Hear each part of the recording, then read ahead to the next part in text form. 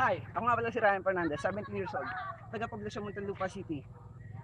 4th year high school, graduating, at the same time, nagtatrabaho rin ako para may pangtustos sa sarili ko, working student in short. Dapat ako maging hospital kuya dahil gusto ko makatulong sa magulang ko. Dahil yung pera mapapanalunan ko kapag nakapasok ako sa bahay ni kuya, so maging big winner, bibigay ko sa magulang ko para pampaayos ng bahay namin, tsaka pampunan din para makaraos sa hirap. Yung iba naman, bibigay ko sa kamag-anak ko na nasa probinsya, pampuhunan din para rin makakaon sa hirap tulad namin.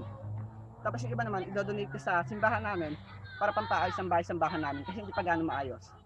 Tapos yung huli naman, para ipakita ko sa mga tao nang mamaliit sa akin na kaya ko magtagumpay sa kabila ng kanilang pangmamaliit. At isa pa, hindi ako dito sumali para magmalaki at magmayabang.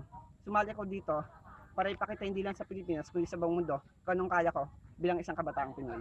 Maraming salamat.